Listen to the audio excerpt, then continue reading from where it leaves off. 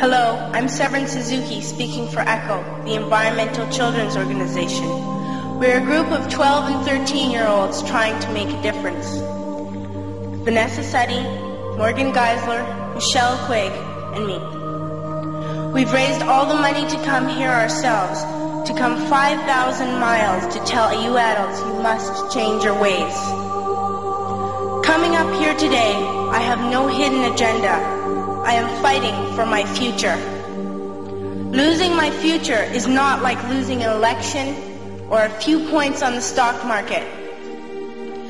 I am here to speak for all generations to come.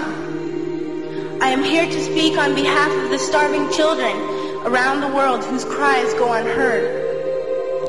I am here to speak for the countless animals dying across this planet because they have nowhere left to go. I am afraid to go out in the sun now because of the holes in our ozone. I am afraid to breathe the air because I don't know what chemicals are in it. I used to go fishing in Vancouver, my home, with my dad, until just a few years ago we found the fish full of cancers. And now we hear of animals and plants going extinct, every day vanishing forever.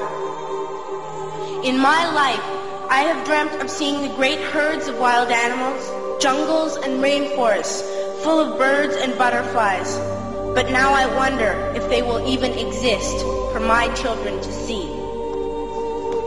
Did you have to worry of these things when you were my age? All this is happening before our eyes, and yet we act as if we have all the time we want and all the solutions. I'm only a child, and I don't have all the solutions. But I want you to realize, neither do you. You don't know how to fix the holes in our ozone layer. You don't know how to bring the salmon back up a dead stream. You don't know how to bring back an animal now extinct. And you can't bring back the forest that once grew where there is now a desert. If you don't know how to fix it, please stop breaking it. Here, you may be delegates of your government, business people, organizers, reporters, or politicians, but really, your mothers and fathers, sisters and brothers, aunts and uncles, and all of you are someone's child. I'm only a child, yet I know we are all part of a family, 5 billion strong, in fact, 30 million species strong. And borders and governments will never change that.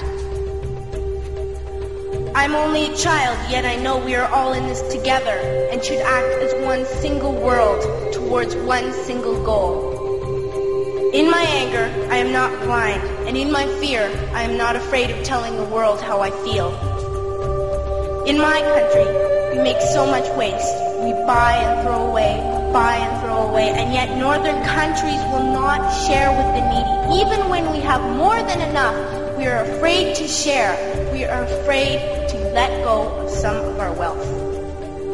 In Canada, we live the privileged life, with plenty of food, water, and shelter. We have watches, bicycles, computers, and television sets. The list could go on for 2 days. 2 days ago, here in Brazil, we were shocked when we spent time with some children living on the streets. This is what one child told us. I wish I was rich. And if I were, I would give all the street children food, clothes, medicines, shelter, and love and affection. If a child on the streets who has nothing is willing to share, why are we who have everything still so greedy? I can't stop thinking that these are children my own age, that it makes a tremendous difference where you are born. That I could be one of those children living in the favelas of Rio. I could be a child starving in Somalia, or a victim of war in the Middle East, or a beggar in India. I am only a child, yet I know if all the money spent on war was spent on finding environmental answers, ending poverty, and finding treaties what a wonderful place this earth would be. At school, even in kindergarten, you teach us how to behave in the world. You teach us not to fight with others, to work things out, to respect others, to clean up our mess, not to hurt other creatures, to share, not be greedy. Then why do you go out and do the things you tell us not to do? Do not forget why you are attending these conferences, who you're doing this for. We are your own children. You are deciding what kind of a world we are growing up in. Parents should be able to comfort their children by saying, everything's going to be all right. It's not the end of the world, and we're doing the best we can. But I don't think you can say that to us anymore. Are we even on your list of priorities? My dad always says, you are what you do, not what you say. Well, what you do makes me cry at night.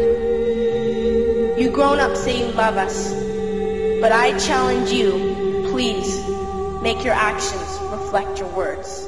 Thank you.